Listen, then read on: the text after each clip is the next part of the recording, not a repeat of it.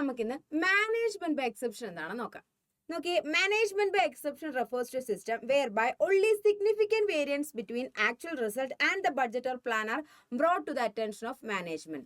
അതായത് ഒരുപാട് വേരിയൻസുകൾ ഉള്ളതിൽ നമ്മൾ ഇമ്പോർട്ടൻ്റ് എന്ന് തോന്നുന്നതോ അല്ലെങ്കിൽ ഹൈ പ്രയോറിറ്റി എന്ന് തോന്നുന്ന ടൈപ്പ് ഓഫ് വേരിയൻസ് മാത്രം എന്ത് ചെയ്യുക, മാനേജ്മെന്റ് അറ്റൻഷനിലേക്ക് കൊണ്ടുവരിക അല്ലെങ്കിൽ മാനേജ്മെന്റ് ഫോക്കസിലേക്ക് കൊണ്ടുവരിക.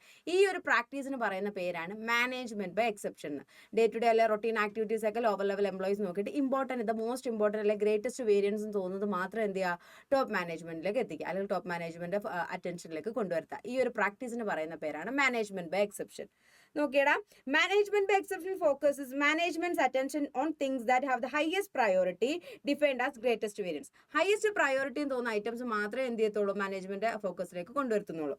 A large variance between actual cost and the standard cost alert management that something may be wrong and may need attention. അതായത് ലാർജ് വേരിയൻസ് ഉണ്ടാകുമ്പോൾ അവിടെ നമുക്കൊരു അലേർട്ട് അല്ലെങ്കിൽ മാനേജ്മെന്റ് ഒരു അലേർട്ട് പ്രൊവൈഡ് ചെയ്യണം അല്ലേ, എന്തോ റോങ് ആയിട്ട് നടക്കുന്നുണ്ട് അല്ലെങ്കിൽ എന്തോ കാര്യങ്ങൾ നമ്മുടെ പ്ലാനിൽ നിന്നും ഭയങ്കര വ്യത്യാസപ്പെട്ട് പോകുന്നുണ്ട്. സോ നമ്മൾ എന്ത് ചെയ്യണം, കുറച്ച് അറ്റൻഷൻ കൊടുക്കേണ്ടതായിട്ടുണ്ട് അല്ലെങ്കിൽ ഫോക്കസ് കൊടുക്കേണ്ടതായിട്ടുണ്ട്. അതെന്ത് ചെയ്യണം, അത് കറക്റ്റ് ചെയ്യാനുള്ള ആക്ഷൻസ് നമ്മുടെ ഭാഗത്തുനിന്ന് എടുക്കേണ്ടതായിട്ടുണ്ട് എന്നുള്ള ഒരു അലേർട്ടും കൂടിയാണത്. ഓക്കെ, അപ്പോൾ ഈ ഒരു പ്രാക്ടീസിന് പറയുന്ന പേരാണ് മാനേജ്മെന്റ് ബൈ എക്സെപ്ഷൻ. സോ ഈ ഒരു പ്രാക്ടീസിന് എന്തുണ്ട്, ബെനിഫിറ്റും ഉണ്ട് അതുപോലെ തന്നെ ലിമിറ്റേഷനും ഉണ്ട്. അപ്പോൾ എന്തൊക്കെയാണ് ഇതിന്റെ ബെനിഫിറ്റ്സ് എന്നും എന്തൊക്കെയാണ് ലിമിറ്റേഷൻസ് ഉണ്ടെന്ന് നമുക്ക് നോക്കാം. അപ്പോൾ ഫസ്റ്റ് ഓഫ് ഓൾ ബെനിഫിറ്റ് നോക്കാം. എന്താണ്, management by exception allows managers to focus on the most important issues saving time and effort. അതായത് ഇപ്പോൾ ഒരുപാട് ഐറ്റംസ് ഉണ്ടെങ്കിൽ നമുക്ക് ഒരുപാട് ഐറ്റത്തിലേക്ക് ശ്രദ്ധ കേന്ദ്രീകരിക്കണമെങ്കിൽ അതിന് ഒരുപാട് ടൈം വേണ്ടി വരും, അതുപോലെ തന്നെ ഒരുപാട് എഫേർട്ടും ആവശ്യമായിട്ട് വരും അല്ലേ. കുറേ ഇപ്പോൾ ഒരു 30 അല്ലെങ്കിൽ 50 ഐറ്റംസ് ഉണ്ടെങ്കിൽ അത്രയും ഐറ്റംസിലേക്ക് നമ്മുടെ ശ്രദ്ധ കേന്ദ്രീകരിക്കണമെങ്കിൽ നമുക്ക് കുറേ ടൈം വേണ്ടി വരും, അതുപോലെ എഫേർട്ടും വേണ്ടി വരും. പക്ഷേ നമ്മൾ ഇതിന് പിക്ക് ചെയ്ത് അല്ലെങ്കിൽ ചൂസ് ചെയ്ത് കുറച്ച് ഐറ്റം മാത്രം സെലക്റ്റീവ് ആയിട്ടുള്ള കാര്യങ്ങളിലേക്ക് മാത്രം ഫോക്കസ് കൊണ്ടുവരുവാണെങ്കിൽ നമ്മുടെ ടൈമും അത്രയും സേവ് ചെയ്യാം, നമ്മുടെ എഫേർട്ടും എന്ത് ചെയ്യാം, അത്രയും കൂടി സേവ് ചെയ്യാൻ പറ്റും. So management by exception use ചെയ്യുന്നതിന്റെ ഫസ്റ്റ് ബെനിഫിറ്റ് അതാണ്.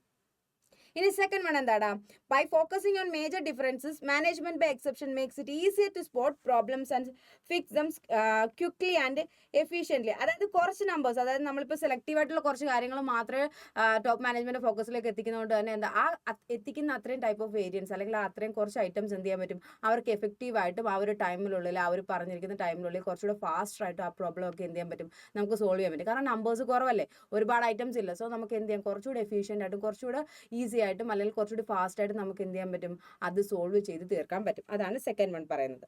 ഓക്കെ, അപ്പോൾ ഇത് രണ്ടുമാണ് നമുക്ക് എന്ത് ചെയ്യുന്നത്, ഈ management by exception practice use ചെയ്യുന്ന വഴി ഉണ്ടാകുന്ന ബെനിഫിറ്റ്സ് ആയിട്ട് പറയുന്നത്. അപ്പോൾ ബെനിഫിറ്റ്സ് ഉണ്ടെങ്കിൽ അതിന് എന്ത് കാണും, ഓഫ് കോഴ്സ് ലിമിറ്റേഷൻസും കാണും. അപ്പോൾ എന്താണ് limitation? If the changes are very minor managers may ignore dum. അതായത് ചെറിയ ചെറിയ വേരിയേഷൻസ് ആണ്, നമ്മൾ പറഞ്ഞു ഇമ്പോർട്ടൻ്റ് എന്ന് തോന്നുന്നത് മാത്രമേ എന്ത് ചെയ്യുള്ളൂ, നമ്മൾ മാനേജ്മെന്റ് ഫോക്കസിൽ കൊണ്ടുവരത്തുള്ളൂ. വിച്ച് മീൻസ് ചെറിയ കാര്യങ്ങളൊക്കെ എന്ത് ചെയ്യാൻ ചാൻസ് ഉണ്ട്, നമ്മൾ ഇഗ്നോർ ചെയ്യാൻ ചാൻസസ് ഉണ്ട്. Which could hide an upcoming bigger problem. അപ്പോൾ കറന്റ് ഒരു ചെറിയ ഇഷ്യൂ ആയിട്ട് തോന്നുന്നു അല്ലെങ്കിൽ കറന്റ് ഒരു ചെറിയ വേരിയൻസ് ആണെങ്കിൽ നമ്മളിപ്പോൾ അത് കണക്കാക്കാതെ അല്ലെങ്കിൽ ഇപ്പോൾ നമ്മൾ ഇഗ്നോർ ചെയ്ത് വിടുകയാണെങ്കിൽ ഫ്യൂച്ചറിൽ നമുക്ക് എന്തുണ്ടാകാം, ഇത് കാരണം വലിയ പ്രോബ്ലംസ് ഉണ്ടാകാം അല്ലേ. നമ്മൾ ഇന്ന് ചെറുതാണെന്ന് വെച്ചിട്ട് ഇത് ഇഗ്നോർ ചെയ്യുന്നു, ഇത് സോൾവ് ചെയ്യാനോ അല്ലെങ്കിൽ ഇത് ടോപ്പ് മാനേജ്മെന്റ് ഫോക്കസിലേക്ക് കൊണ്ടുവരുത്താനോ ഒന്നും നോക്കുന്നില്ല, ഇതിനെ നമ്മൾ ഇഗ്നോർ ചെയ്ത് വിടുകയാണെങ്കിൽ നാളെ ഇതൊരു ബിഗ് പ്രോബ്ലം ആയിട്ട് എന്ത് ചെയ്യാൻ വരും, ഉണ്ടാകാനുള്ള ചാൻസസ് കൂടുതലാണ്. അപ്പോൾ അതാണ് മാനേജ്മെന്റ് ബൈ എക്സെപ്ഷൻ യൂസ് ചെയ്തതിന്റെ ഒരു ലിമിറ്റ്, ഒരു ഫസ്റ്റ് ലിമിറ്റേഷൻ നമുക്ക് പറയാം.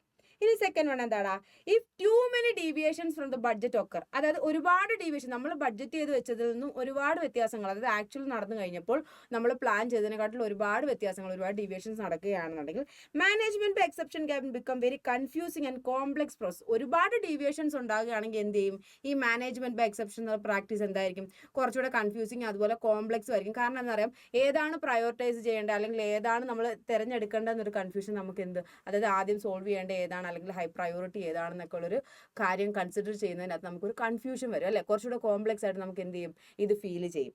കണ്ടോ, confusing and complex process. Try to fix all problems at once. Management would need to decide which variants are the most important. നമുക്ക് മാനേജ്മെന്റ് ആദ്യം തീരുമാനിക്കേണ്ടത് ഇതിനകത്ത് ഏതാണ് ആദ്യം നമ്മൾ സോൾവ് ചെയ്യേണ്ടത്, ഇതിനകത്ത് ഏതാണ് ഏറ്റവും ഇമ്പോർട്ടൻറ്റ്, ഏതാണ് ആദ്യം സോൾവ് ചെയ്യേണ്ടതെന്നൊക്കെ ഉള്ള ഒരു ഡിസിഷൻ്റെ അകത്ത് ഒരു കൺഫ്യൂസിങ് ആയിട്ടുള്ളൊരു ഫാക്ടർ അവിടെ റൈസ് ചെയ്യും. ഓക്കെ, ഇതാണ് ഈ ഇതാണ് നമ്മുടെ സെക്കൻഡ് ലിമിറ്റേഷൻ. സോ രണ്ട് ബെനിഫിറ്റ്സും രണ്ട് ലിമിറ്റേഷൻസും ആണ് നമ്മൾ ഇതിനകത്ത് ഇൻക്ലൂഡ് ചെയ്തിട്ടുള്ളത്.